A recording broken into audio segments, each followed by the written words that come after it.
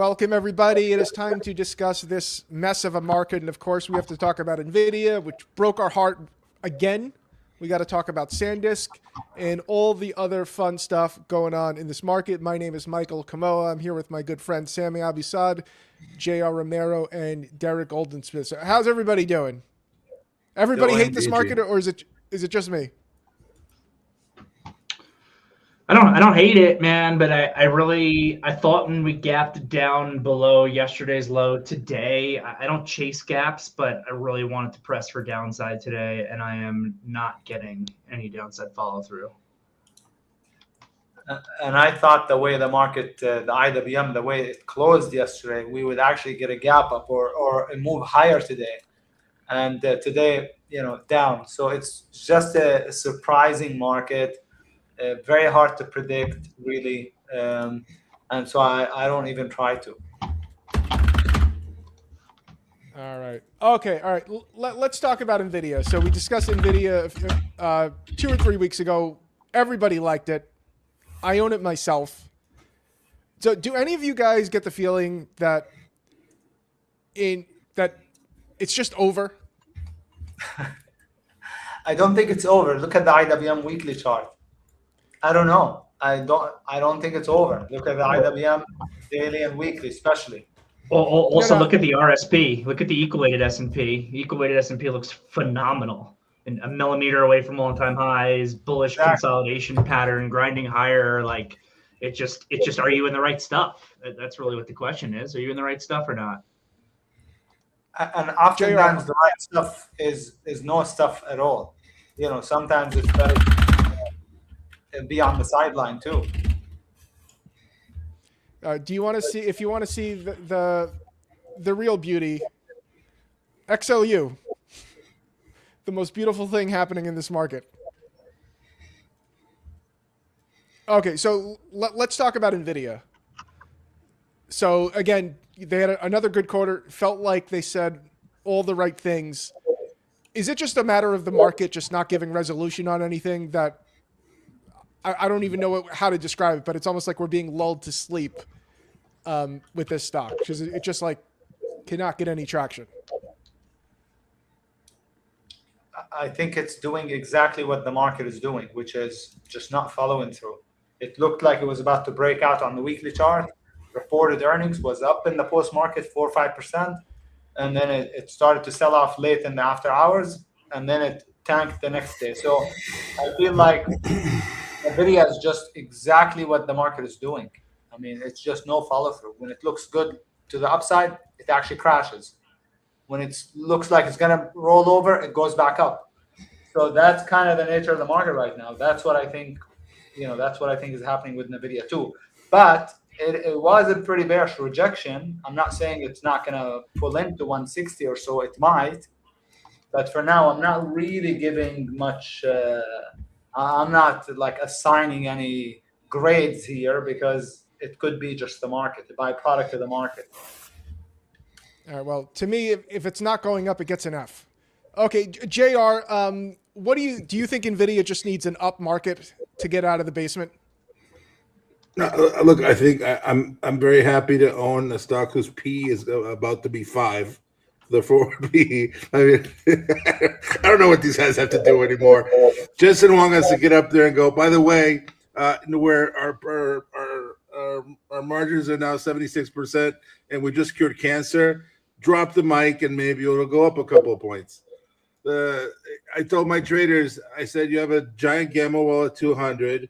If you don't break it in the during the earnings post-market, and you don't really, and you don't hold that gap, okay, just the mechanics of the market are just going to bring it right back to value, and that's exactly what happened.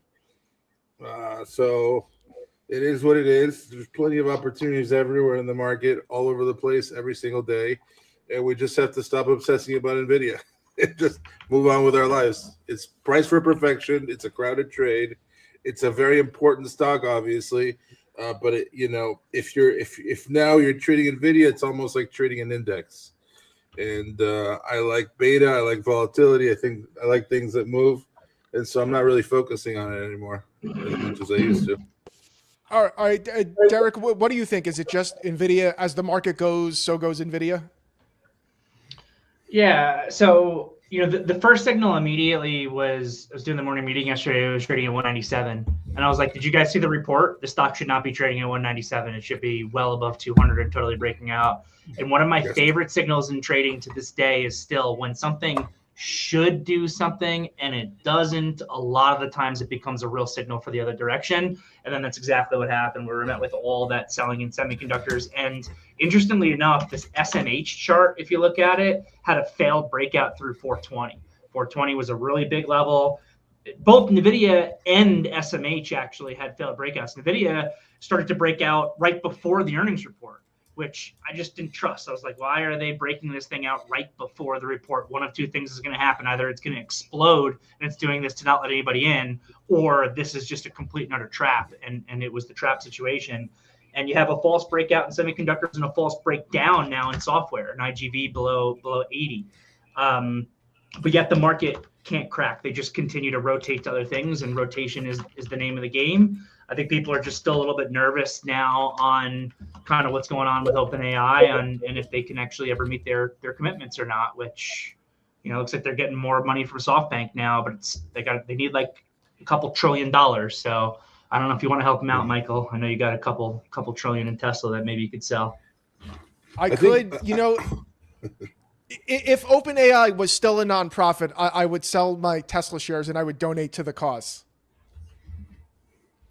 But I'll just throw the question out to audience. Is NVIDIA still relevant? And related, did SanDisk replace NVIDIA? Now, No. yeah, I mean, so now I am 100% biased. I am on Team SanDisk. I believe, JR, I believe you are still on Team SanDisk with me. Is that correct? Yes, I think it's going to $1,000, but it's not Nvidia. let's not. Okay, let's not go explain. crazy. Explain. What's that?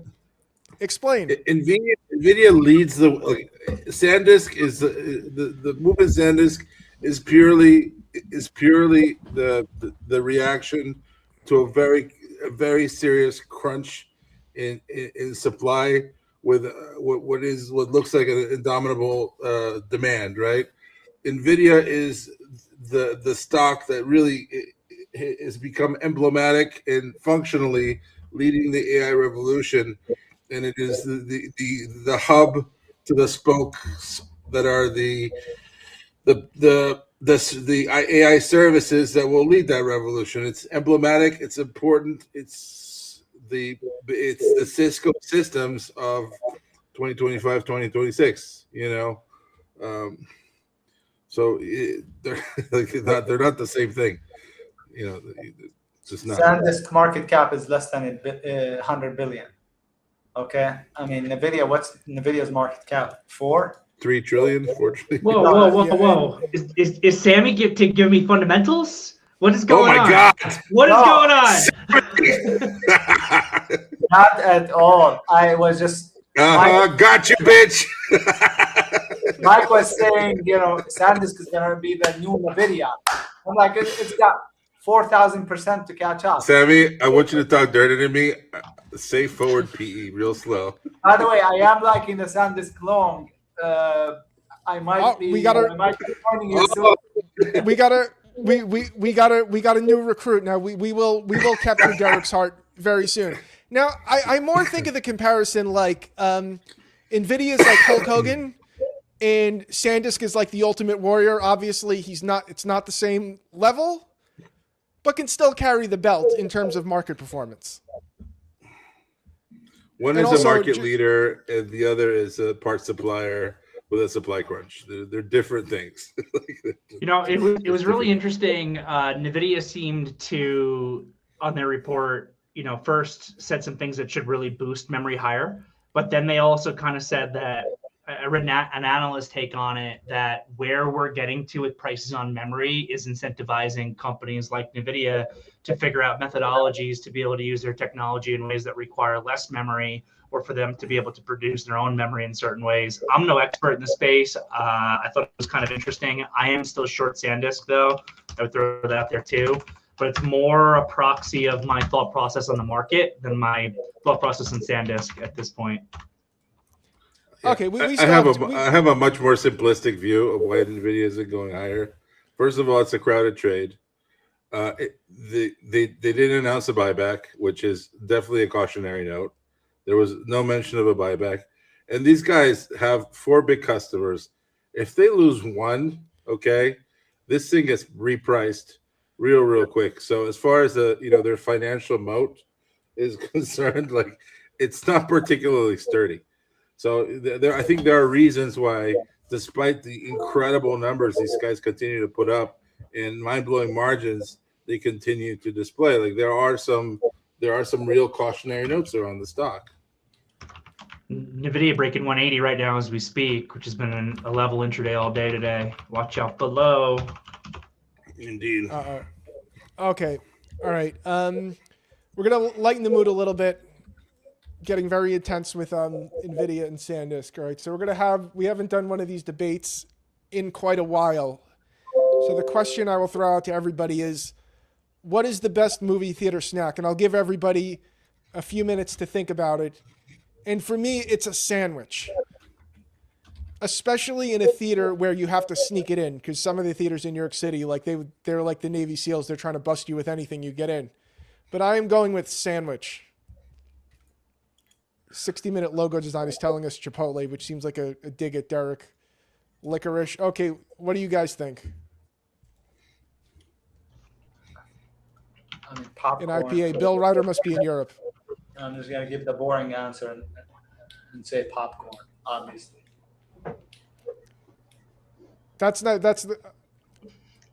I'll be back in 1 second. You guys keep talking. I got something to show you. Derrick, what do you think? So it depends on the type of movie I'm going to go see. It depends entirely on the type of movie I'm going to go see.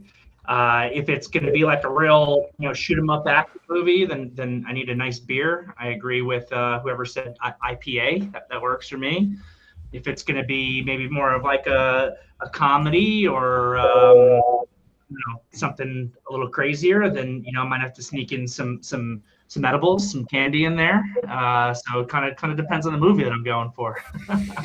Okay, and I just want to be specific. When Derrick said edibles, he meant food, like edible candy. Sure, he did. Edible candy that enhances the hystericalness of a good comedy. That's the type I'm looking for. Right. Hey, JR, did you answer? No, but it's obviously these guys are wrong. I obviously attribute that to their youth and inexperience. The only correct answer is a dry-aged porterhouse 32-ounce steak in a Ziploc bag, and you just eat it caveman style. That's what I do. That's what Grandpappy did. We're going to continue to do it. What about do you kill the animal yourself? I mean, preferably, yes, obviously. Right outside the theater, you just leave a murder scene. Yeah. Sami, I'm actually a popcorn fiend. Look at this thing I got for Christmas. It's 12 different kinds of popcorn, so I am the king. Wow.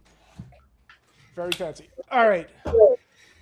So let's go back to broader market. Would it be good if we just get this over with, so we don't have to stare at this stupid range, and then maybe we can rebuild to something more exciting? It would be. It would be great if we can break out or break down. I don't care which way, but it would be nice, because right now it's really hard to predict market direction with any kind of objectivity. You could just get lucky, but the way the IWM closed yesterday, it was not looking lower. That's for sure. It was looking really higher. And so if you're a swing trader, not great, because you're anticipating kind of the market direction, and then you get the opposite direction all the time. Not great. So that's why I would like to see the market actually, again, break out or break down, one or the other. I don't care. Derrick, JR, what do you think? So the constant. Go ahead, JR. No, you go, bro. It's fine. I was going to say, the constant theme of this market is dispersion. So when Sammy's looking at the IWM looking good or the RSP looking good, which I completely agree with, I'm looking at the Qs yesterday where I'm like, man, the way they sold Nvidia down, and I get it, there's a little bit of a downside tail on the QQQ candle yesterday, but if today we could be below that low, like if today we could be below yesterday's low, to me, things look like they're ready to start to break down and break support. And that's the nature of dispersion. If you show me one thing that's looking good, I can show you one thing that's looking bad. The question is, how does this resolve itself, right? And the biggest thing that I've been looking for is correlations to increase. And correlations probably only increase to the downside. So looking for correlations to increase and looking to see if this market breaks some support. There is a bearish window that's still open right now here at the end of February and the beginning of March. There's been a lot of institutional bearish option flow that's been coming in at the index level and even for certain leading stocks like Micron, where my thought process is there is a real opportunity right now over the course of the next week or so for this market to break down. If the market breaks down, if we lose SPY 676, I think you get a very fast move to the downside in a very short period of time. And that's an if-then statement, right? So pay attention. If we can break that low, then I think that we get a very hard break very fast.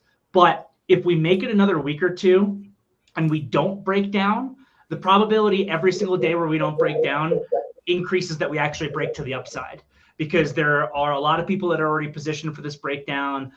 Fund managers are pretty short. They're owning a lot of puts right now. Those puts are decaying. And as time goes by, I would argue time is a bull's friend, but there's a real window right now for this market to be able to break down. And I'm really short for it. I'm very net short right now. I'm looking to front run that breakdown. I added to those shorts this morning because, seeing the SPYs and Qs gapping below yesterday's low, I thought was a signal for me. I'm not getting rewarded for that yet. But even right now, I'm starting to see the market downtick, and I'm starting to see Nvidia potentially lose this 180. And at a certain point, these correlations could increase. And then I think, can I pull up a chart real quick? I just want to show you guys this chart of 2015. How do I do this? The plus sign at the bottom that looks like a monitor. Boom. I just want to show this really quickly because I keep highlighting it.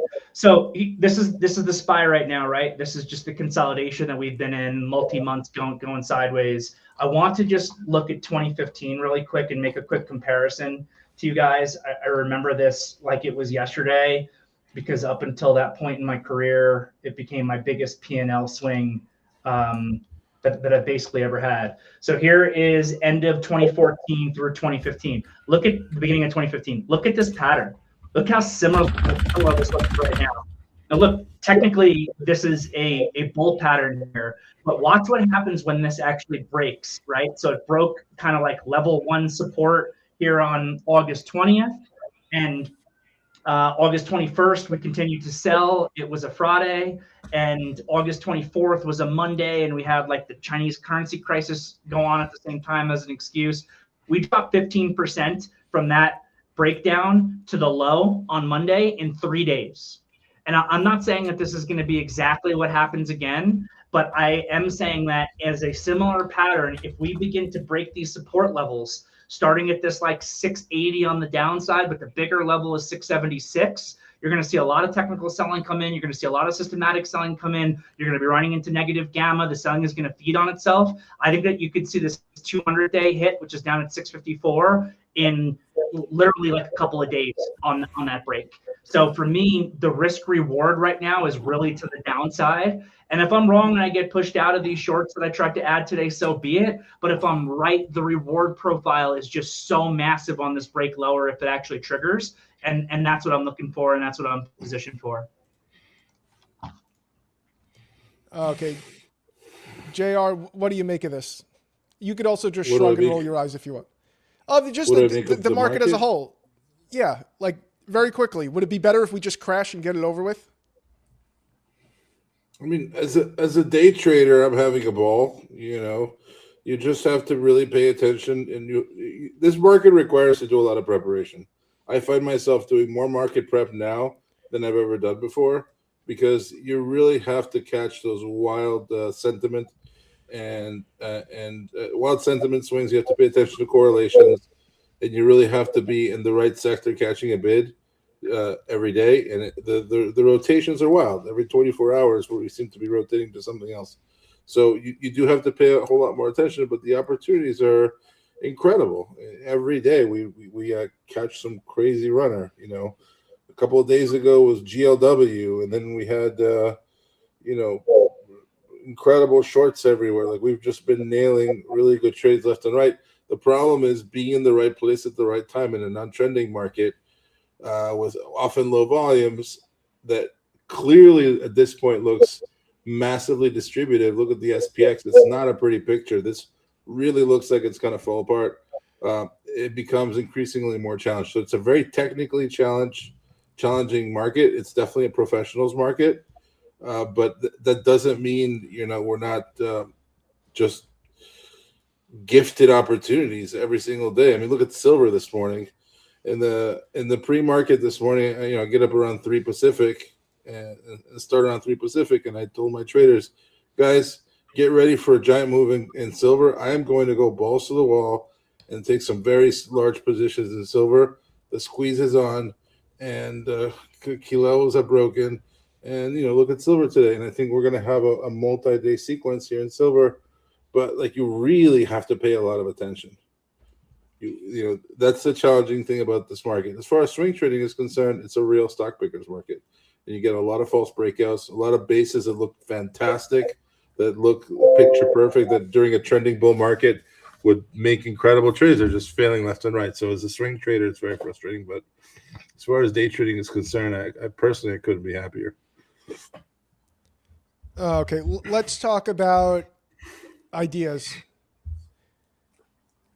I was really hoping we could convert Derrick onto Team SanDisk, but I don't think it's going to happen today. Maybe next week, but we'll see. Okay, who wants to step up? Derrick, you want to go first? Well, let's. I already have Derrick's charts up, so let's go. Let's start with Derrick. So the biggest one I actually just went through. The biggest one for me right now is honestly the range break of this market, which I'm leaning to the downside on at the moment. But like I said before, every day that goes by where we stay in range, I think that there's a higher probability that we actually end up breaking up. But I got to get through this next week or so to be more confident in the bull side of the market. So the index is the first and foremost thing I'm paying attention to. If you need a sector to hide out in, it's still energy. XLE looks great. This XLE bull flag looks great. I'm a little bit cautious on new longs because I think if the market breaks down, that correlations are going to increase in conjunction with that. But if I got to be long something right now, I got to be long XLE. And I'm fascinated by the false breakdown in IGV below 80 here in conjunction with the false breakout of SMH here. So I am short SMH, I am short SOXL. I'm not long IGV specifically anymore, but I'm long Microsoft, which is the largest holding in IGV at this point. Without a doubt, Microsoft looks terrible. So, I'm kind of counting on, I want to have some longs on in case this market doesn't break down and actually were to break up, in which case I think that IGV gives a really big bounce. But if the market were to break down, I actually kind of think that IGV is going to hold in a little bit better than some other sectors will into a down move after the false breakout and just kind of given what positioning looks like right now. So that's some of the biggest stuff that I'm looking at. And then, of course, Tesla's short if it can lose 400 because, they're just failing on every front all the time. It looks terrible below 400, just a consistent failure of a company. And I still like crypto short. I'm still short Bitcoin. Epstein coin, whatever we're calling it nowadays. You can't be caught long this thing unless you're a bad person. So how did you survive last week's a couple of days ago when it shot up like crazy? Fine. I was, I'm looking at this IBIT 40 as more of a stop loss, the real upper end of this range, which is where the 21 EMA is. So I had booked some profit into this little down move. I added back into the short on the way up. I booked some profit into the down move. I was talking to, not to get off topic, but I think this is important, so I'll just say it quickly. I was talking to my team in the afternoon meeting yesterday, and one of the things that I wanted to convey in the afternoon meeting was stock picking is really important for sure. Capturing the right moves in the right stocks is really important. But I think that what really makes or break traders is actually how you manage the positions within the confines of those moves.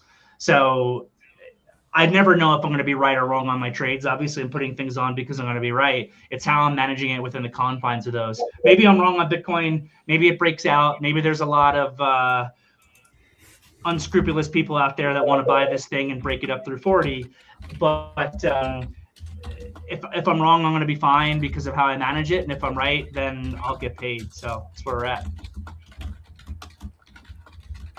Okay, Sami, you want to step up now? Yeah, so I have a couple of ideas. Do you want to share your beautiful charts? I am sharing my beautiful chart. Okay. So I was actually scanning while we were talking, but I didn't find anything new that I liked. A couple of the best ideas that I have already, like the Ericsson is already popped. The KMI, I mentioned it not last week, but the week before on the breakout. I don't know if you guys remember it. Boom. So that's an open position. But right now, these are some of the ideas that I like that are not, that are not too late. Pfizer, especially if you look at the larger time frame, the weekly, the monthly, right? It's looking good to me. Now, the entry on the daily is not amazing yet, so I'm not ready to jump in. It actually kind of triggered today already over this red bar or maybe over the topping tail. So I'm trying to keep an eye on it because I like the weekly a lot. It's trying to transition. I like the monthly a lot, trying to move up. We have the guild in the newsletters in open position from the breakout. I don't know the exact number because I added to it. So, Pfizer's similar, not exactly the same, to Guild, and it's looking, this all-time high, looking amazing. Another one that I like is KD. It's trying to do a higher low, but this is more of a swing than a longer-term trade. Pfizer is a long-term trade. SanDisk, I'm liking the hourly chart, how it's setting up as a long, so it just needs to kind of take out base a little bit more, the 20 MA to curl up some more, and then break out. If it does, I might actually join you. But look at the weekly chart also. It's turning into a reversal bar on the weekly. So SanDisk, I think, still could go either way. It's anyone's guess because the weekly is turning into a reversal bar. If you break under it, we should follow through to the downside. But the hourly and the daily, especially the hourly, is looking higher. So I'm waiting on SanDisk. Coinbase, if we are going to go higher at all, and I don't know that Bitcoin is going higher, I don't think so, because that bullish, incredible move that we got a couple of days ago is now being negated. So I don't think Bitcoin is going higher. But if it does go higher, then this is the one that I would want to be in, Coinbase. It looks good for a bounce to like 230 or so. That's the weekly chart. Again, I like it a lot if Bitcoin holds up, but it doesn't have a good pattern. I was in it, got stopped out, and I didn't get back in it. So I'm keeping an eye on it. And then the last one to the upside that I sort of like is the RNG. It's not that I sort of like it, I like it, but it keeps failing on the monthly chart, which is exactly the time frame that I like. So I just want to see it base for a while, and then possibly look for an entry on it. That's a weekly. And then I have a couple of ideas short that I've already triggered, but that are not too late at all. The AVTR, which I have a call on today, if it can break today's low, which is 78. So it's a daily, hourly-based breakdown. Where's the hourly chart? Here's the hourly chart. So if it can break the lows, I like it swing short. Here's the weekly. It's like a 1, 2, 3 on the weekly chart. And then I also have the ALAB, which looks pretty good on the weekly as a 1, 2, 3 short. Okay. The ALAB is a little bit late on the daily. It triggered it a few days ago. Actually, on this day is when it triggered, when I called it. But it's not too late with a void below, with a tradable void below to about $90. So those are a couple of short ideas that I like that are not too, the AVTR is not late at all, and that this one is not too late. And the rest of them are kind of late. That's what I got. I'll take him. Okay, JR, we are going to close out with you. Do you want to share charts or do you want to raw dog it? Oops, I muted JR. You muted me, Kamal? Yeah, you were pounding on your keyboard. It was very unpleasant. I got bills to pay, all right? That's not my problem. I got eardrums to protect. Cheers. SNDK, if it clears and holds 6.7, you got a very thin volume profile up here. I'll be looking for a two-wave corrective move through 725 into 750. And if we get a nice secondary base here, this is the measured move. I'm very bullish on this name. I'm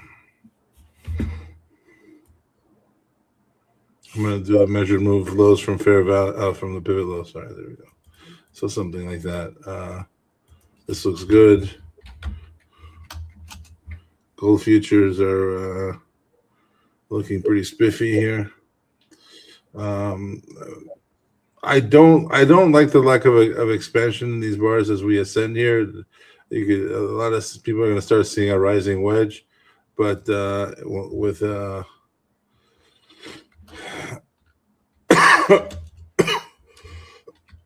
excuse me, silver is a really powerful chart I'm seeing here. So we got a major I call this a pain trade basically. It's hard to see on the daily, but you can see it pretty well on the hourly. So when we were down here, I warned my traders, be very careful shorting silver. This fundamentally is going to most likely go higher given the rabid demand for it. Obviously, you had a blow off top and a massive liquidation break here, but we broke the neckline a few days ago, and we just broke through top of value. You had double inside bars here, and today's the breakdown. The breakout. I'm looking for a move back to highs, and then I'm looking for a fall through to 150. It's going to be very chaotic. The silver. You don't think silver topped out for good? What's that? Do you think silver topped out for good? No. You don't. I think that they're gonna have another halt in the COMEX. The open interest is huge. They have, I think, 800 million share to deliver, 400 million in open contracts. I think you're gonna see chaos, and I think the squeeze continues higher. I think gold, maybe, but go ahead. This is what I'm seeing. It's very volatile. Silver is incredibly volatile, and if you're trading silver and you're not, managing risk correctly, you could get hurt very, very badly. The thing is, the upside is enormous, and I don't think the squeeze is over.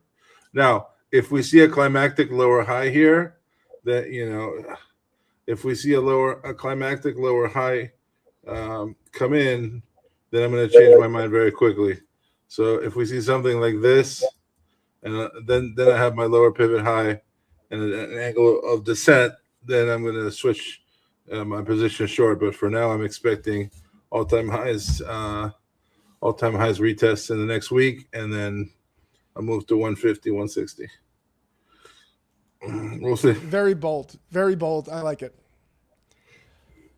Okay, that is going to close us out. Again, we're going to try to recruit Derrick to Team SanDisk by next week. No guarantees, but it does look beautiful. Derrick, you need to accept reality. This is the team you want to be on. Remember when you were saying that a Tesla above 480? Yeah, Tesla's just you hurtful man. You are a hurtful man. Even let it go, man. I'm still short Tesla. I'm still short. And SanDisk, I don't know. I would not still be short SanDisk at $400. I can tell you that. But I think that if the market breaks lower, this is going to break down and pull back to 500, and then probably go to 1,000. So that's what I'm looking for. Whatever. All right, everybody have a wonderful day. Good luck out there. We know most people are having a very tough time in 2026. So if you're alive and breathing and your account is not at zero, You're doing okay. All right. Everybody have a great weekend. Take care, guys.